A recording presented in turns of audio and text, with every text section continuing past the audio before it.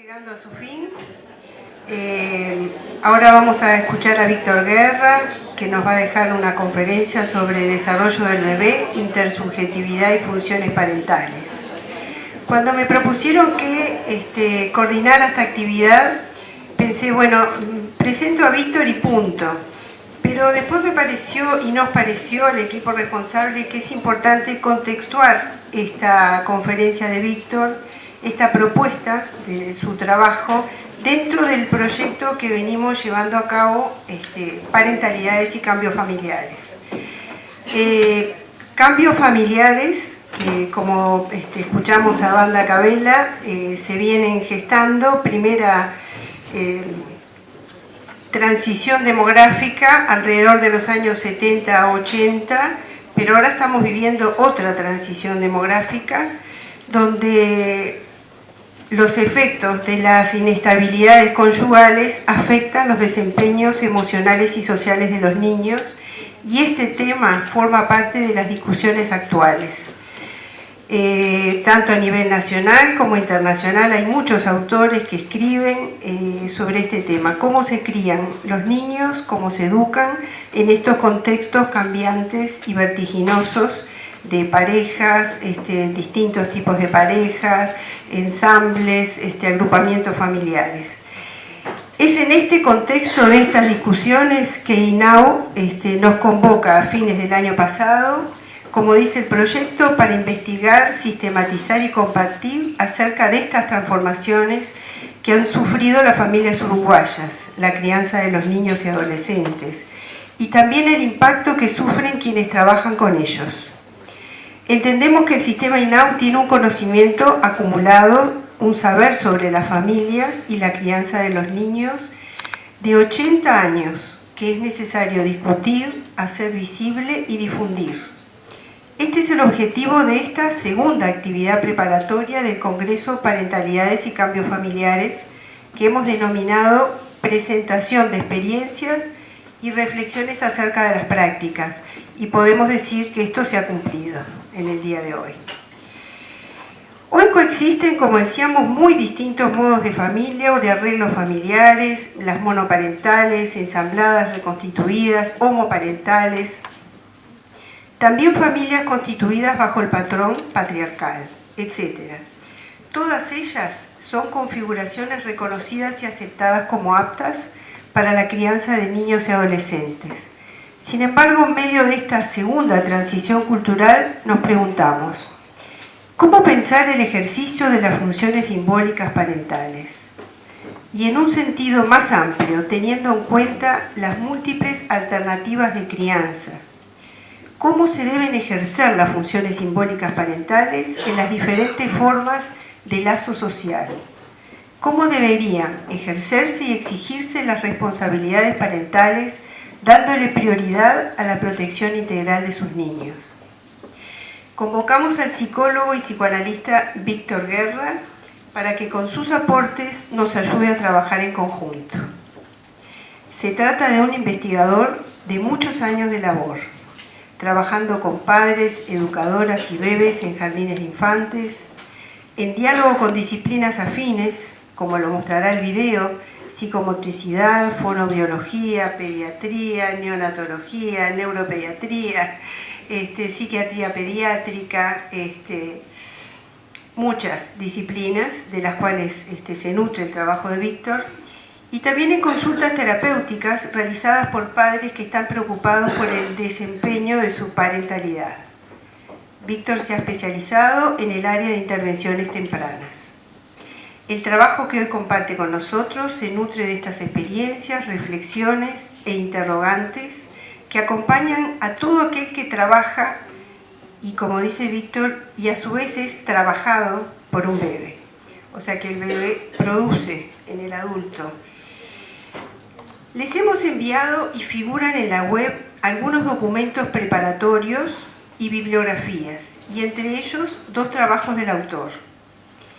Allí afirma Víctor un concepto que entendemos central, como es la subjetivación, a la que él define como un proceso por el cual el bebé podría ir co-construyendo su perspectiva, una manera singular de vivenciar las experiencias y de expresarlas de diferentes maneras, a través de recursos corporales y simbólicos, un proceso en gerundio en el cual se va construyendo como sujeto. Se trata de un lento pasaje de construcción de su vida psíquica a través de un lenguaje del cuerpo que paso a paso se integra al valor de la palabra y de la metáfora. Víctor Guerra resalta la importancia de los 2 primeros años de vida como una etapa fundadora del psiquismo. Hay suficientes experiencias que evidencian que si existen fallas graves en las funciones parentales en esta etapa, corre riesgo toda la vida del sujeto. Si bien a lo largo de la infancia los adultos pueden intervenir de manera reparatoria sobre los traumatismos tempranos de los niños, hay circunstancias que hacen estas reparaciones imposibles. Es la situación de un niño que no haya recibido amor en estas etapas. Destacamos la importancia del otro en la constitución subjetiva.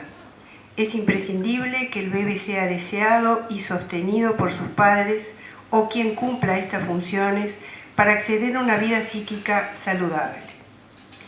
Desde los adultos responsables, lo observable u objetivable de este complejo proceso son los signos de atención que reflejan cómo aquellos van considerando a ese niño, su disposición amorosa, el amor con el que miran su crecimiento.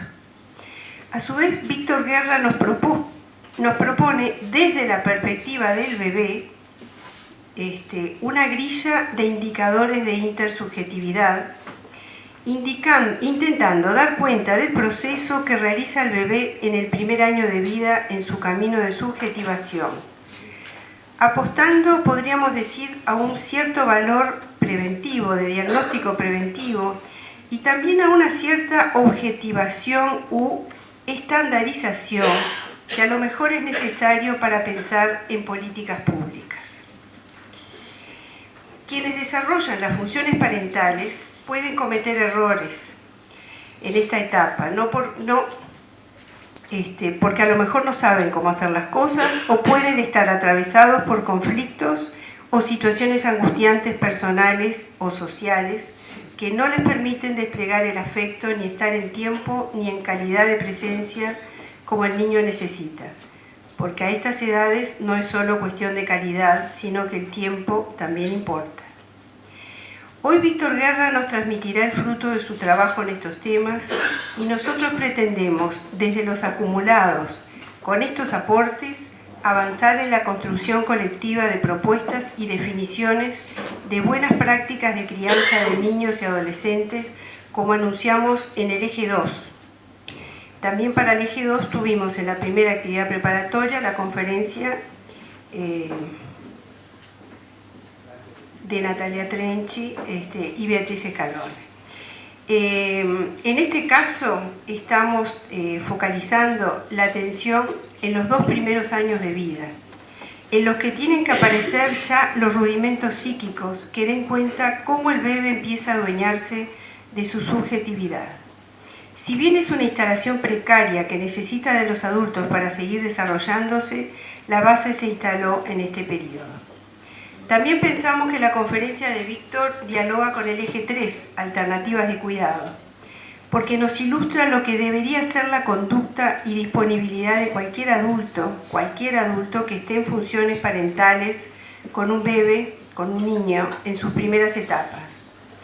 Es una propuesta de lo que podría realizarse con el bebé donde él se encuentre, en su familia biológica, con sus padres, padre o madre, en diversas formas de acogimiento familiar y o alternativas transitorias o de permanente de cuidado, en familia amiga, con sus familias adoptivas, las diversas respuestas de tiempo completo en hogares residenciales, en centros de tiempo parcial.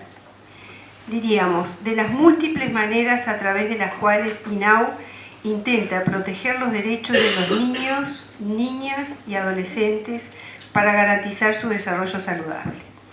Ahora quiero, porque ahora le voy a dar la palabra a Víctor, pero quería antes de darle la palabra agradecerles. Hemos estado trabajando durante estos últimos 7 meses y queremos destacar como equipo responsable el entusiasmo que ha caracterizado a esta tarea colectiva. Para nosotros constituyó un estímulo permanente y una fuente de aprendizaje. La presencia de 500 inscriptos, 14 talleres y el nivel de los trabajos son un indicio de este compromiso que señalábamos. Estamos finalizando la segunda jornada de precongreso y vamos camino hacia el Congreso de septiembre. Los 31 trabajos presentados en esta actividad están junto a los del 9 de mayo publicados online en la web de INAU. Les proponemos continuar en comunicación a través de las vías que hemos instrumentado, que son la web de INAU, el correo de parentalidades y el Facebook. Desde el equipo responsable del proyecto, entonces, nuevamente agradecemos. Gracias, Susana, a ti y al grupo de trabajo por la invitación, de poder transmitir algunas hipótesis de trabajo, algo de la experiencia que uno ha recogido, unos cuantos años de trabajo. Y el agradecimiento es amplio, no solo a ustedes. Yo creo que todos los que trabajamos con la materia prima del ser humano, en el fondo tenemos que estar siempre, a pesar de los avatares, de las emociones, profundamente agradecidos de tener un papel de testigo. Todos los que estamos acá trabajamos de alguna forma con seres humanos, con bebés, niños, adolescentes, padres, etc. Y podemos hacer muchas cosas, acertar, equivocarnos, pero yo pienso que si tenemos una función de testigo. Testigo en el sentido de presenciar un hecho y acompañarlo. Y ese es un privilegio hermoso. Y yo quiero transmitir eso. Yo hace 28 años que trabajo con bebés, padres, y soy trabajado, como citaba ella, y soy trabajado porque me sigo fascinando, me sigo angustiando y queda dentro de mí un montón de frases y de gestos que de repente uno, dándose cuenta o sin darse cuenta, ayudó a gestar y a dejar marcas.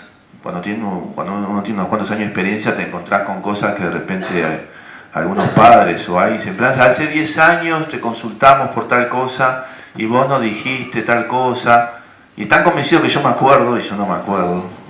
Tengo una vaga memoria de eso, pero más allá de eso, que me acuerdo o no me acuerde, el tema es que dejamos marcas, aún en las situaciones más terribles, que vos decís, ¿para qué trabajo en esto?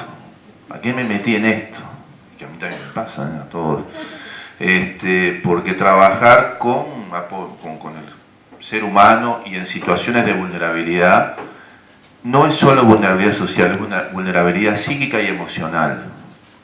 Y esa vulnerabilidad psíquica y emocional nos toca, nos cuestiona y nos frustra y nos hace interrogarnos ¿para qué trabajo en esto?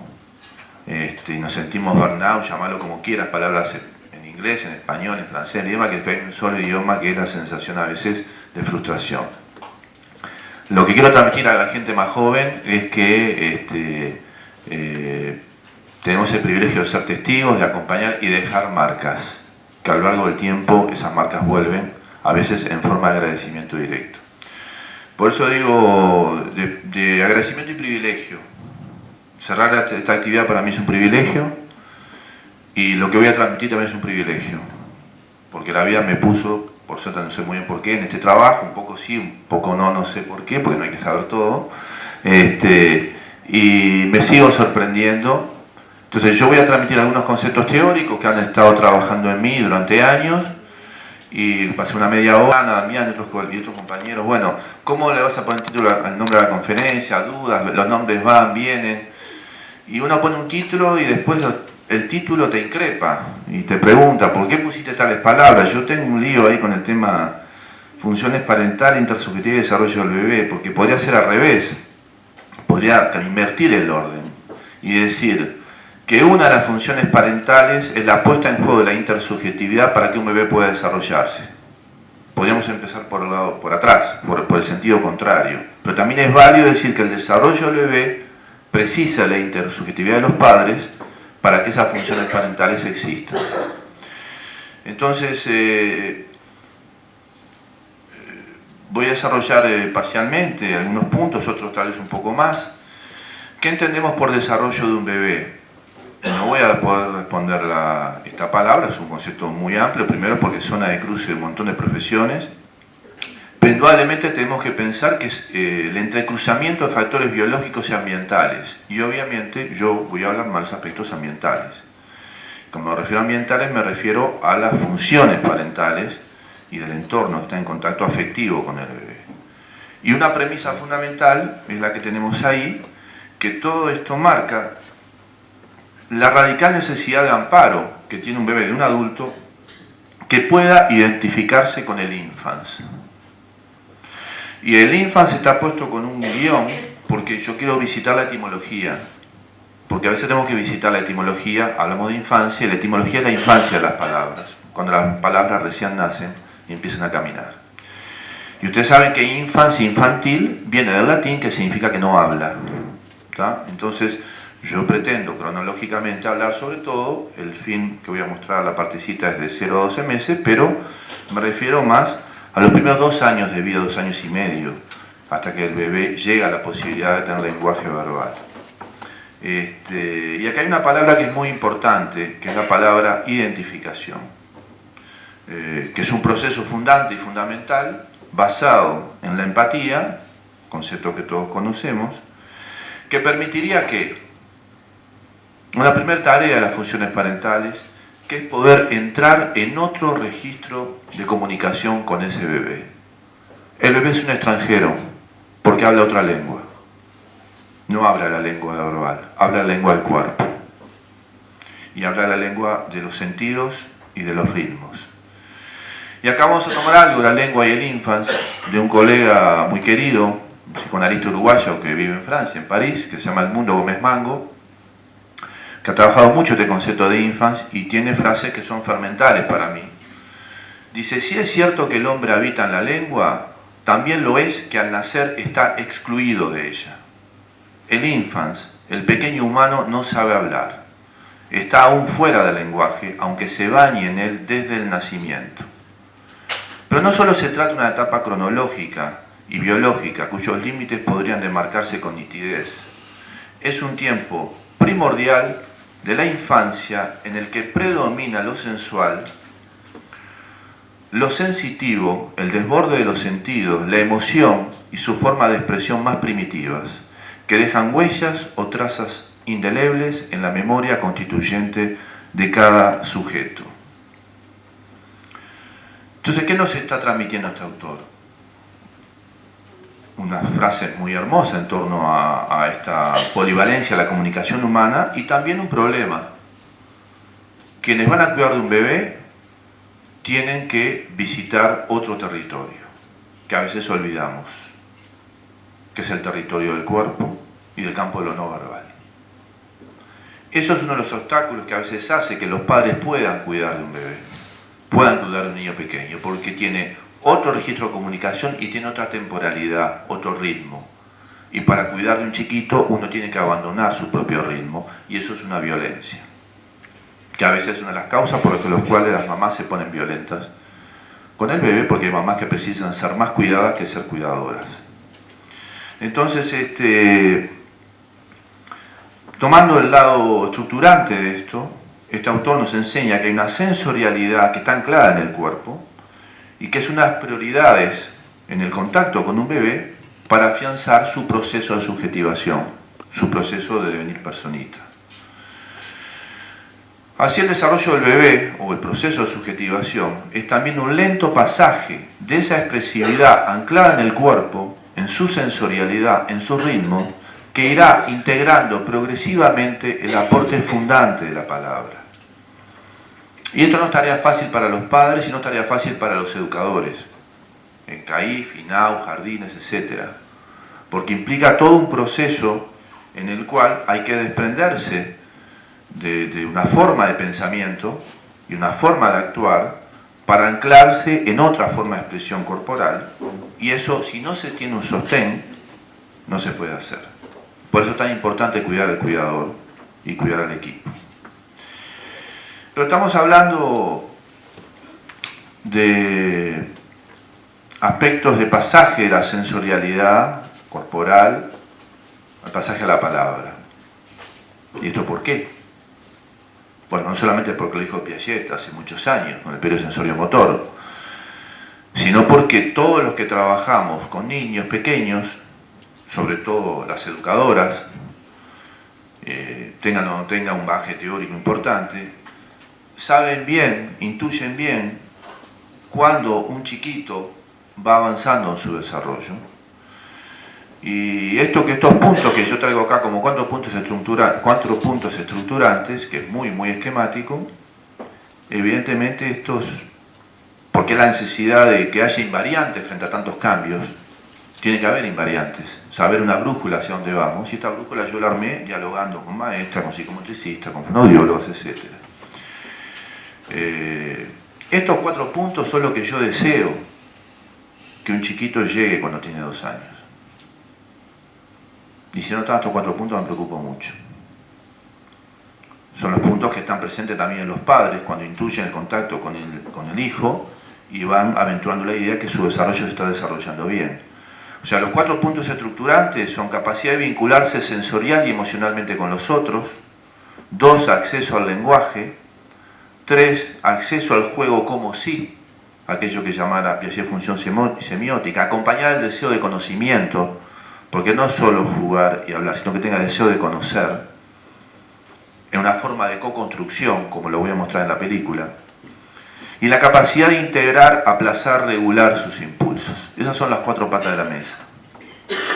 Y si teclea alguna de estas, la mesa no va a poder sostener los elementos que colocamos ella para que nos alimente. De estos puntos, el 2, 3 y el 4 están en la base de lo que llamamos proceso de simbolización. Cuando decía Susana, nosotros los psicoanalistas insistimos tanto con el proceso de simbolización como efecto de subjetivación, es para que el chico tenga, como sujeto en ciernes, posibilidad de integrar, aplazar, diferir su descarga pulsional, sus impulsos, y pueda mediar a través de la palabra. Que si hay educadores acá, saben muy bien que se ponen contentas cuando el chiquito llega al jardín, a INAO, donde sea, y en vez de fajar a piña a otro cuando se frustra, empieza a jugar, aguanta y expresa con palabras, o lo toma como compañero de juego y tiene más flexibilidad, más maleabilidad en el juego. Y la educadora sabe que hay un cambio muy positivo. Es un efecto de subjetivación. Pero claro, de todos estos puntos yo hablé de los 3, del 2, 3 y el 4. Pero el punto primero es fundamental, lo sabemos todos. La capacidad de vinculación con los otros. Cuando hablo de vinculación emocional, lo que yo me refiero al concepto de intersubjetividad, que después vamos a ver. Y esta capacidad de vincularse con los otros implica la posibilidad de ir armando un espesor interno, que es parte del proceso de subjetivación, que es lo que nos enseña Circe Maya, una gran poeta uruguaya, que dice así: lo más hondo no es íntimo, está afuera. Hondura de vivir día por día con otros, entre otros. Falsa hondura del abismo que solo tú has pisado, que entre sueños has visto. Lo más hondo no es íntimo. ¿Qué es lo que marcamos este poema hermoso? El entre. Me configuro como sujeto en el entre, en el vínculo con los otros. Y ese vínculo atañe esencialmente a la posibilidad de compartir emociones, que ese es el concepto de intersubjetividad. Entonces, ¿cómo se construye esa posibilidad de hondura, de profundidad en el encuentro con el otro, entre otros? La profundidad, entre comillas, se crearía en parte desde afuera hacia adentro. ¿Desde dónde? Desde la disponibilidad afectiva del otro que cuida al bebé. Y esto no es un divague poético, es un hecho de carne, se encarna en la vida propia. Porque todos buscamos que además de ese chiquito que vaya controlando su agresividad, vaya creando un concepto que es la alteridad, que es tolerar la diferencia con el otro y compartir con el otro, que es la clave del entre. Y ahí se va gestando una profundidad como ser humano, que es el espesor de la subjetivación. Bueno, y ¿cómo entender, cómo graficar eso que tomando, inspirado en Circe Maya, hablamos de hondura o de profundidad? Yo lo ubico en la capacidad de pensar y a la capacidad de sorprenderse y de cambiar. Yo quiero ayudar a que los chiquitos sean pensantes, que tengan placer de contacto con el otro, que puedan pensar y que tengan capacidad de sorpresa y de cambio. Eso se gesta, como voy a intentar mostrarlo en la película, desde el inicio de la vida. Y son tres premisas fundamentales que nos van a construir como sujeto. Y como hablábamos en la articulación de lo sensorial, como lenguaje primario, entre comillas, hay una hermosa frase de Unamuno que ha retomado, que han retomado muchos escritores, sobre todo Galeano, ¿no? Eduardo Galeano, que habla la importancia de sentir los pensamientos y pensar los sentimientos como un objetivo muy importante. Ahora, ¿cómo encontrar caminos para facilitar esto? ¿Es acaso solo una utopía hermosa e imposible? En primer lugar, poder pensar al bebé como una persona en proceso, un ser siendo, como dice otro poeta uruguayo, Gustavo L'espada. Un ser siendo. Concepto del gerundio que tomo prestado Donald Winnicott, que nos da la esperanza que la subjetivación es interminable, nos acompaña toda la vida. Hay marcas primarias que se pueden resignificar y se pueden transformar. Y ese potencial de desarrollo que es el niño necesita un ambiente facilitador configurado, en primer lugar, por sus padres y la familia.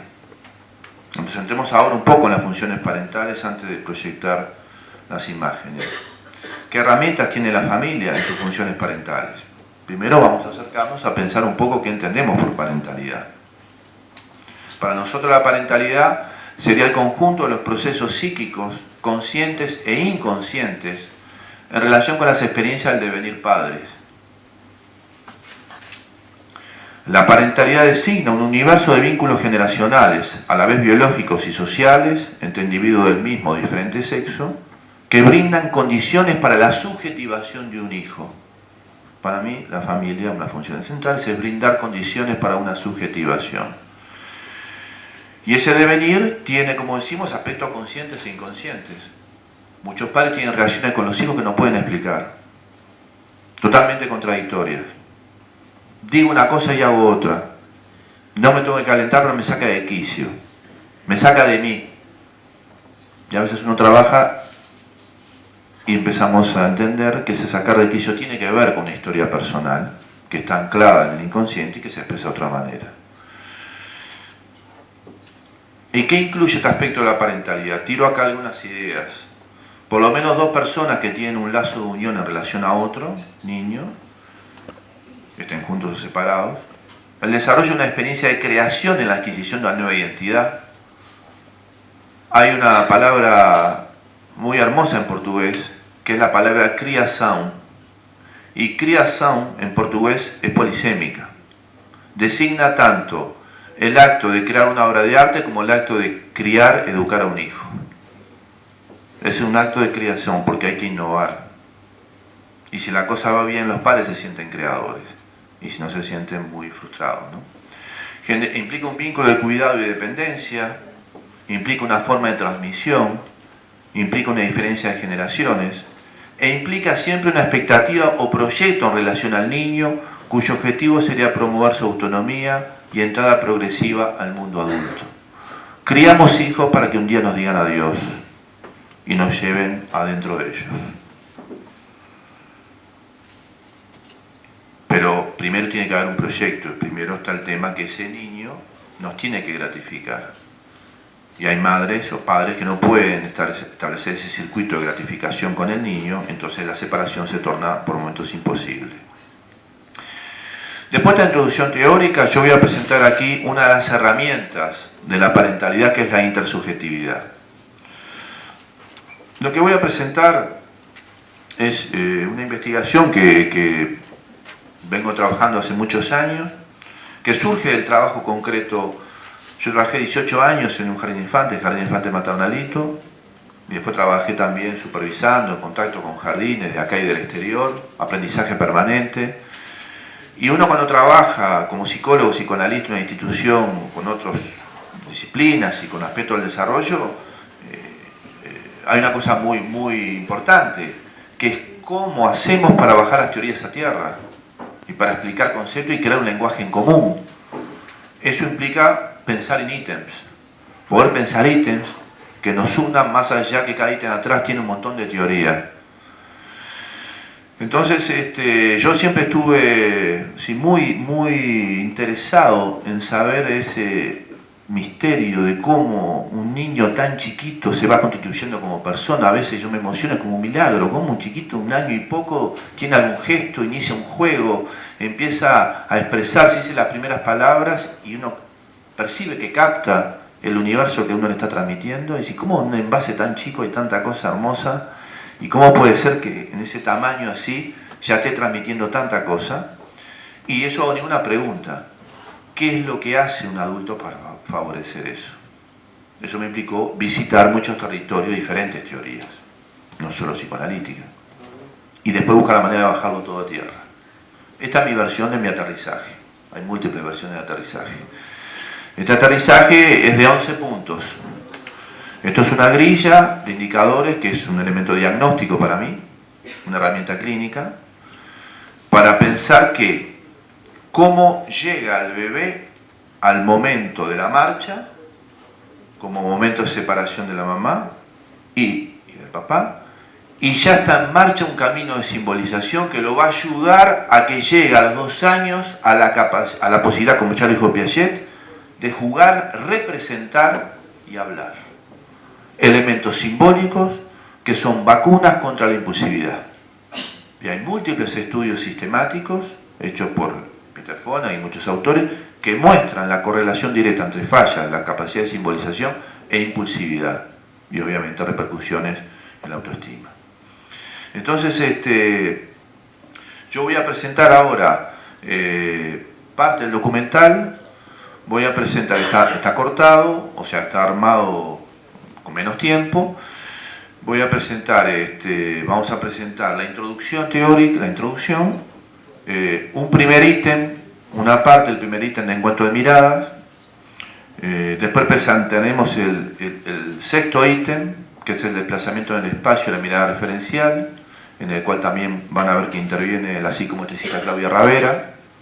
Y al final voy a presentar los últimos 2 ítems, que es el concepto de interluicidad y señalamiento protodeclarativo y narratividad conjunta, para mostrar cómo un chiquito ya en ese momento está con la posibilidad de co-crear y es coautor de su subjetivación. Y vamos a escuchar unos papás cómo cuentan eso. Así que pasamos ahora. ¿Pueden apagar la luz?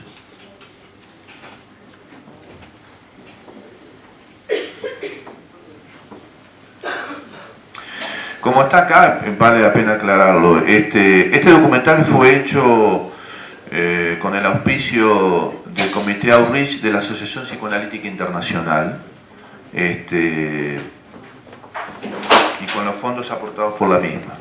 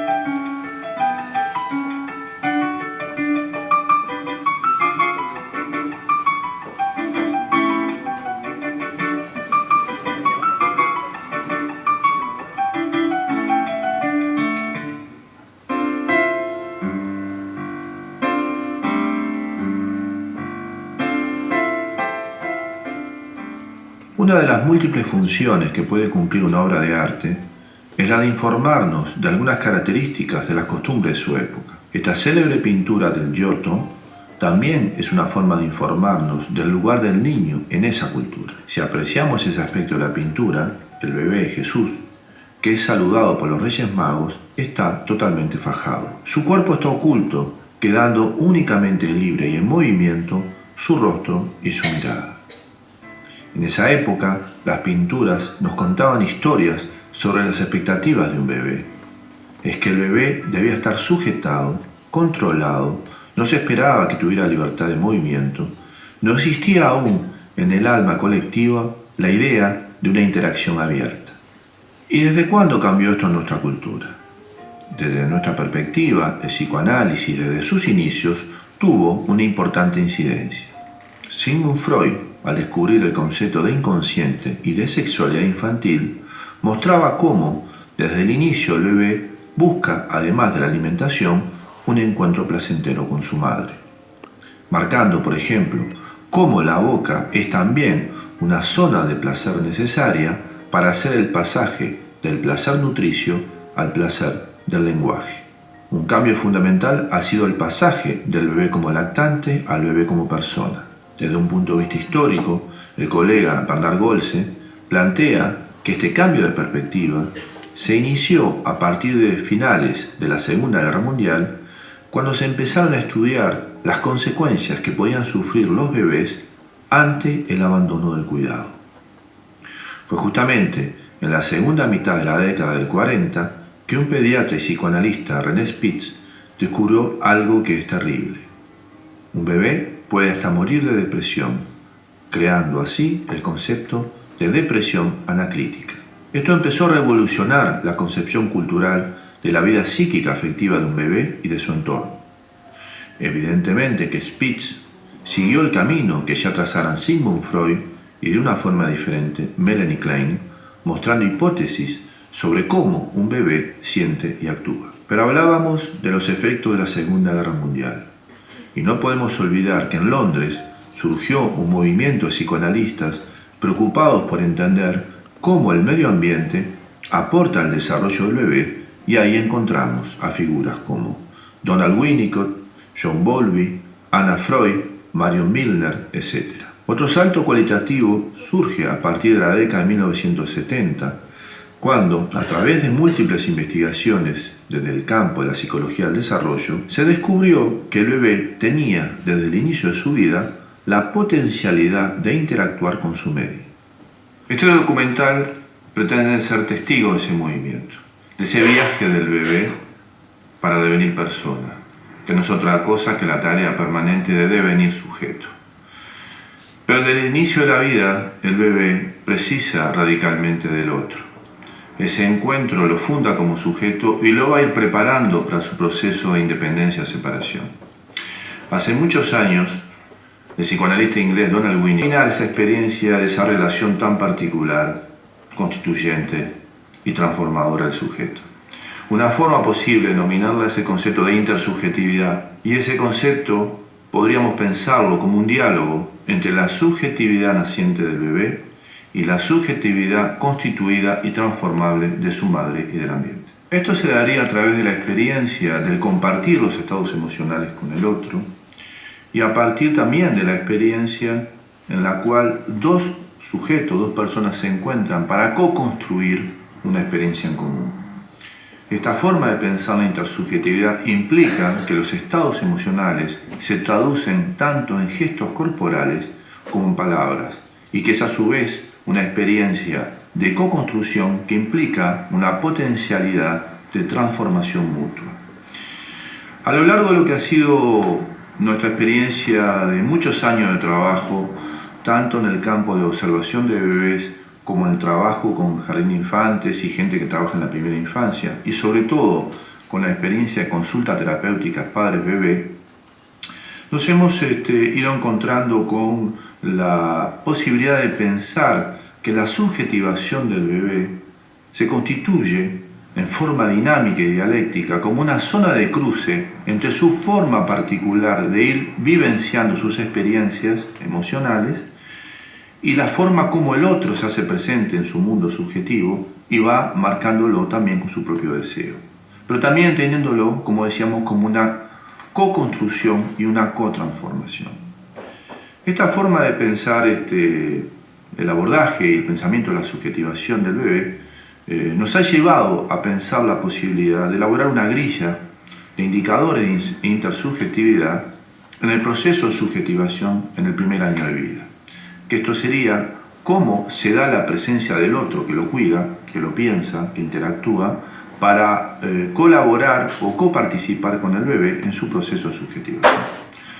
Los 11 puntos que forman parte de esta grilla van a marcar la posibilidad de pensar un viaje que el bebé realiza en el inicio de su vida desde la situación de encuentro de miradas en el sostén corporal hacia el placer de jugar juntos, que graficamos con la idea de una interludicidad, o sea, el momento entre los 9 y 12 meses donde más claramente el bebé co-construye una experiencia lúdica a través de su cuerpo, a través de los juguetes, también con el espacio y con el otro, para desarrollar una experiencia intersubjetiva e interlúdica.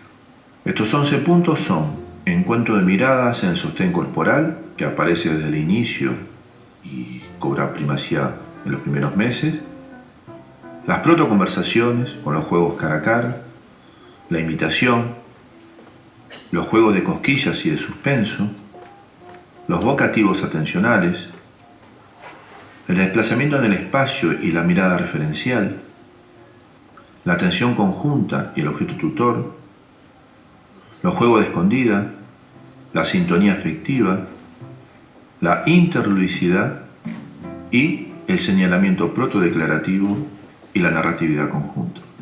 Hemos filmado una serie de bebés en su hogar en interacción fundamentalmente con sus madres y en alguna situación con el padre. Esto no significa que el padre no participe desde el inicio en el encuentro con el bebé.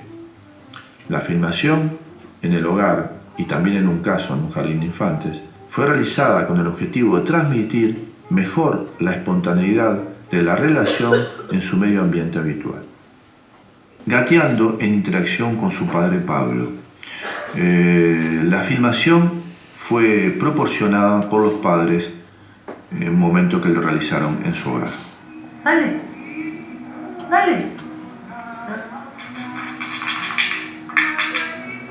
Toma.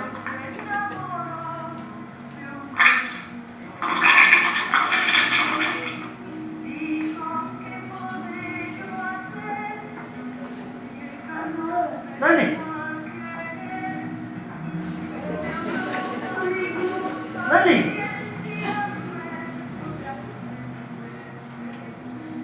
Muy bien. Muy bien. Muy bien. Este gateo. Muy bien este gateo. Sí. En estas imágenes vemos una beba que, sostenida por la mirada del padre y a su vez mirando los objetos que hay alrededor, va como captando la escena que la rodea. Se ve claramente cómo ella se prepara y anticipa algo de lo que va a suceder, que es el desplazarse.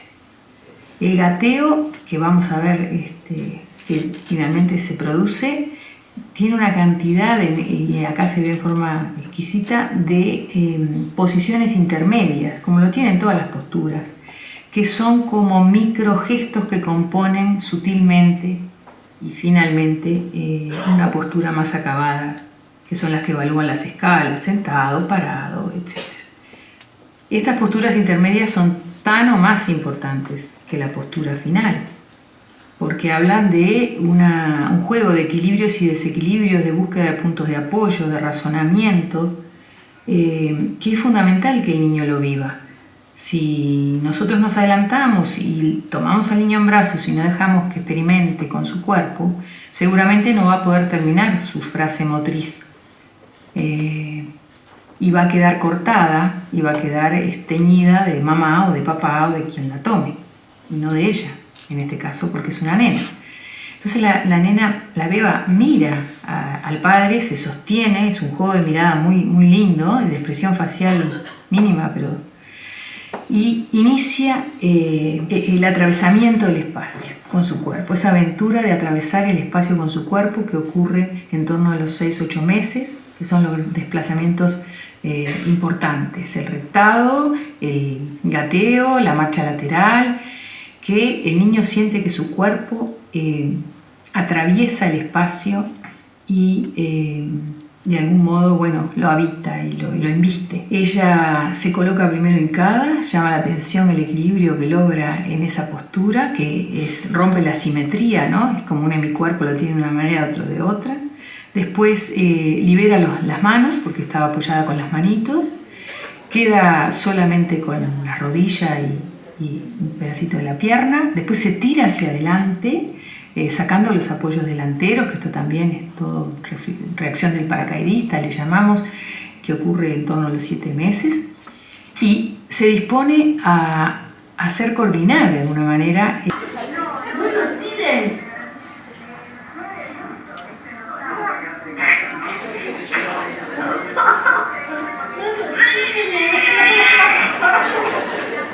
Tapa la roda. No lo tires.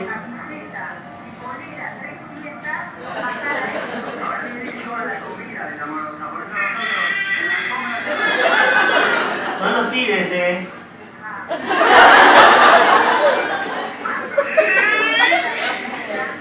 No lo tires.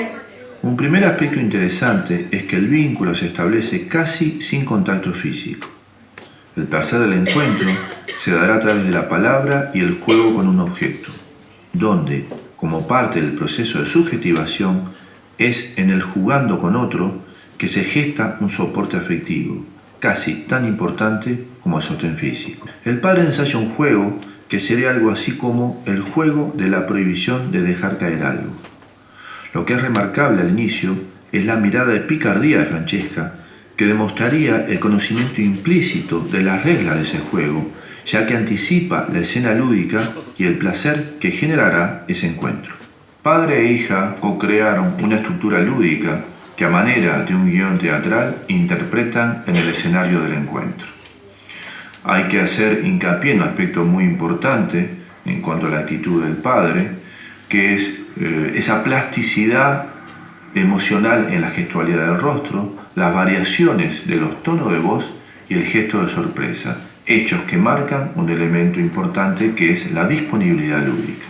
Así, primero el padre le anuncia verbalmente que le va a entregar un objeto que ella no debería tirar, y Francesca sabe que una segunda regla del juego es la de esperar que él se dé vuelta para tirar el objeto al piso.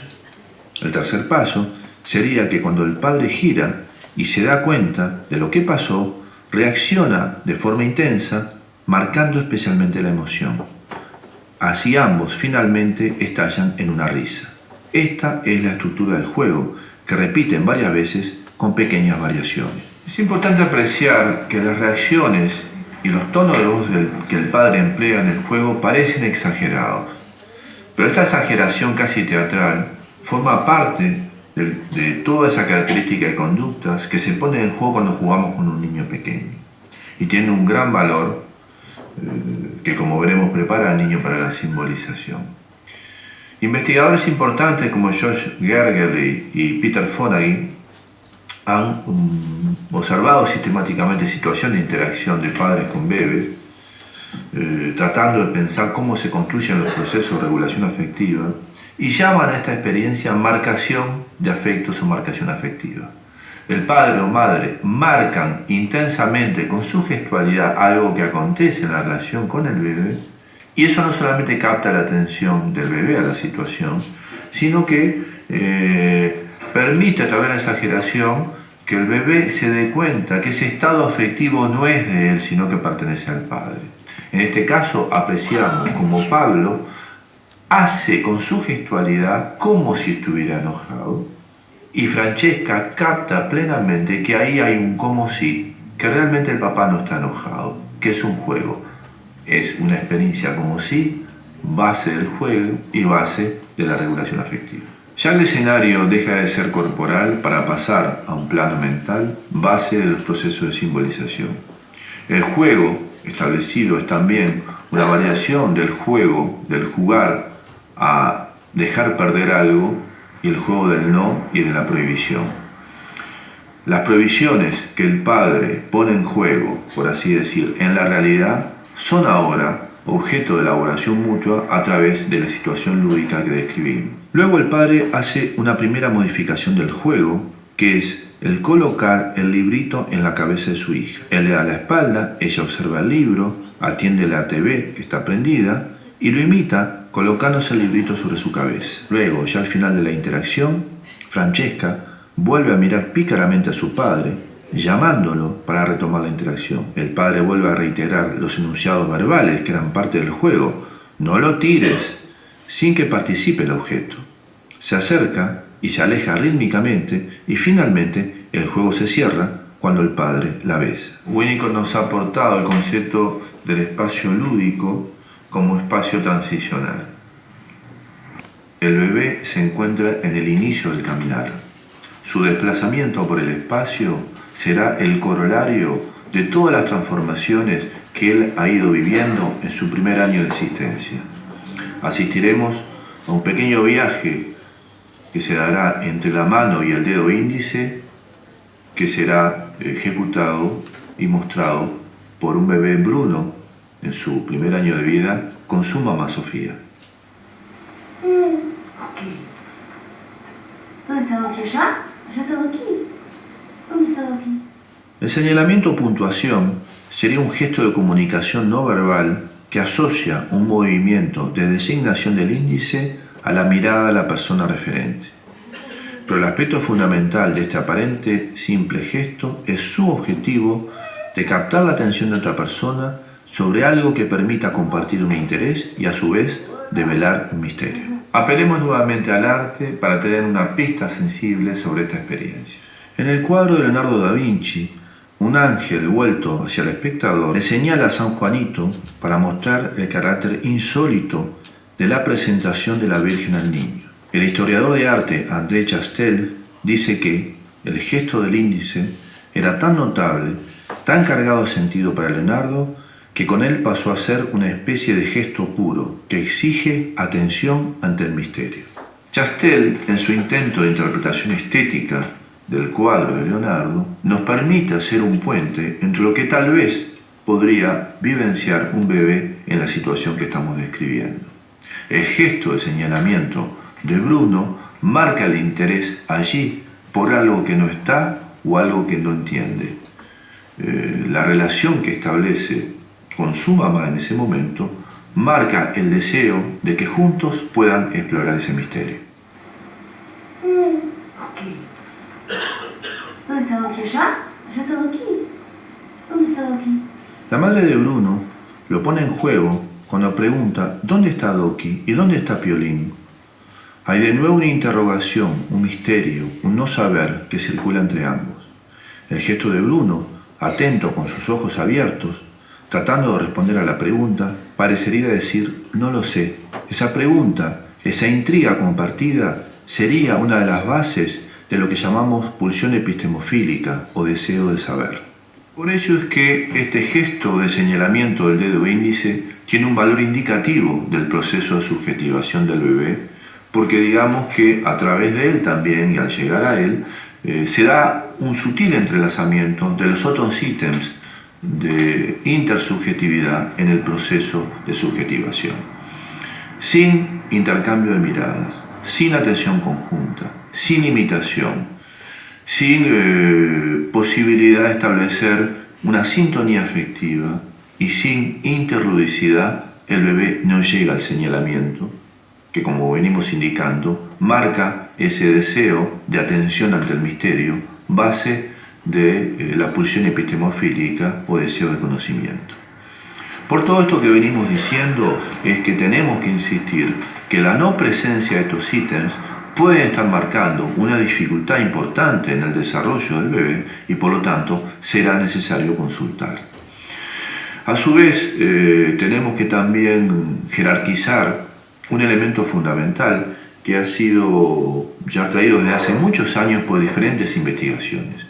Sin la presencia de esta forma de señalamiento, que algunos llaman protodeclarativo, el bebé no llegaría al lenguaje, entendido como un embajador de su mundo interno, de sus emociones, y una forma de regulación de su propia afectividad. Veamos la relación de todo esto con la narrativa y la palabra. Gatito. Gatito. ¿Viste? Un caballito. ¿Cómo hace caballito? ¿Cómo hace caballito? Ahora, madre y bebé, a través del gesto del dedo índice y guiados por el deseo de conocer, se introducen en otro espacio, en el espacio del librito, en el espacio de la narración conjunta. El dedito de Bruno, en otra versión de la maleabilidad de las manos, explora y viaja por el espacio de los animalitos de la hoja y la madre domina la experiencia. Bruno responde reconociendo, imitando y expresándose con los movimientos de su cuerpo. Una ovejita. No, esa es la oveja. Esta es una abeja.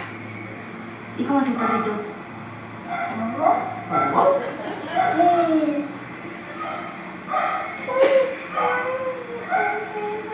Un perrito.